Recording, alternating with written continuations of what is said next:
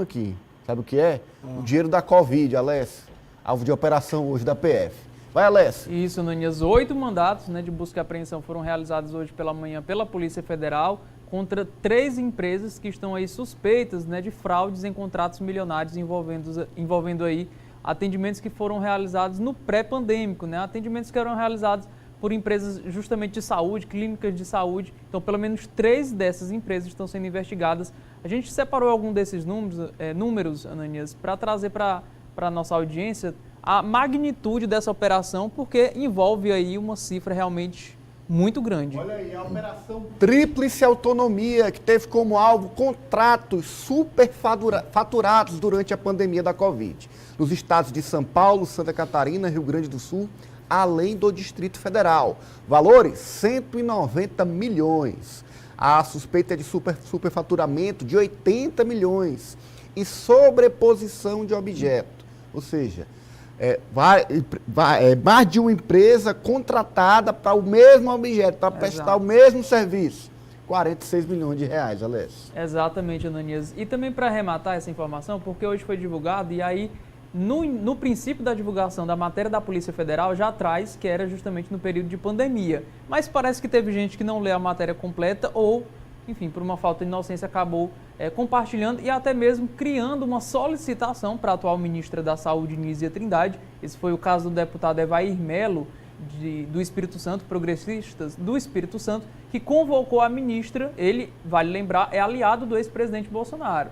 Ele pediu, né, a convocação da ministra para explicar esse superfaturamento, como se ela tivesse sido a gestora daquele momento dela, pandêmico, né? Eu acho que ele não leu a matéria, não sei se confundiu. O certo é que ela deve ir lá e, muito pelo contrário do que ele espera, apresentar dados do seu governo, o governo que ele fazia parte, que ele apoiava, trazendo esses esclarecimentos. O certo é que a investigação continua, as empresas ainda estão como suspeitas, não há nenhuma condenação ainda contra elas, é importante a gente destacar isso também, mas a ministra deve ir para o Congresso para prestar esses esclarecimentos. O João avisou que ia dar isso aí, não avisou, João? Avisei. Tem 2 coisas aí que eu venho batendo e que vai dar problema.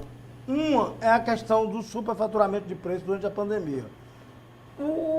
Aqui se considera aí que até 20%, 30%, dependendo da circunstância de variação de preço, normalmente os tribunais não criam com muita confusão. Considerando o momento pandêmico, em que havia características especiais, questões logísticas. Então, na verdade, o superfaturamento é qualquer diferença de preço, né?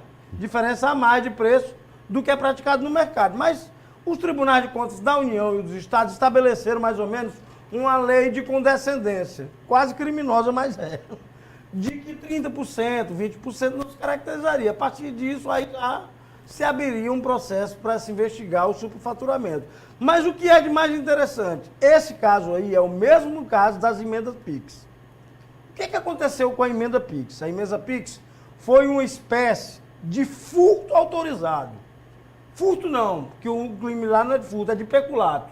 Desviar uma verba pública para aproveitamento de um particular, para o bem de um particular. Ali praticamente foi um peculato. E muita gente já começou a responder aí, muita gente vai responder por peculato. Deputados, senadores, prefeitos, vice-prefeitos aí, que às vezes assumiram interinamente, secretários de educação, secretários de saúde, todo mundo que recebeu dessa verba nesse período, dessas emendas PIX. Por quê? Porque lá foi considerado que a prática era ilegal. Se a prática era ilegal, não existe no ordenamento brasileiro um gasto sem justificativa. Sim. Tem que ter, até porque fere o princípio da moralidade e da publicidade dos fatos. Sim. Porque ali era feito tudo em segredo, Sim. né? O nome diz orçamento secreto. Exatamente. Mas orçamento secreto só existe no Brasil para uma área: segurança de autoridade. O restante é tudo picaretagem. Em qualquer lugar do mundo, orçamento secreto só funciona para segurança de autoridades. Porque precisa ter o sigilo, porque precisa ter preservar o sigilo. E a autoridade. Entre aspas, porque, por exemplo, os ministros do TCU e a Comissão de Controle da Câmara e do Senado, eles têm acesso a esses números. Não podem divulgar. Só não é dado publicidade. Não é dado publicidade, que é o caso dos cartão corporativo do presidente da República, dos governadores. Esses aí são feitos sem licitações, até porque, por exemplo, não tem interesse em eu abrir uma licitação dizendo que vou comprar 20 metralhadoras para o Canac. Não há interesse público nisso. Sim. fere o princípio mesmo da razoabilidade. Não, mas, João, então, mas 20 metralhadoras Mas não aí precisa tem não. muito mais do que isso lá. Rapaz. Na época que eu tava, tinha 12. Eita. Deve ter muito mais, é sério. E não tem que ter mesmo, tem que ter mesmo. Você não sabe como é que a coisa está hoje, não. É verdade, é verdade. Aí, então, o que Tem ter- acontece? É a sede do poder. É a sede do poder. Então, o que acontece? O que acontece? Se você for pegar essa situação, está acontecendo agora com o Covid. Vai se chegar a essa emenda PIX. O que eu mais vou rir, sabe o que é? É a cara de pau que tinha um deputado que dizia na cara dura que mandava o dinheiro e que não ia prestar conta, que o prefeito fazia o que quiser. Quer dizer, teve gente que tirou sarro da justiça e da legislação. Vai ser E principalmente não respeitou o eleitor.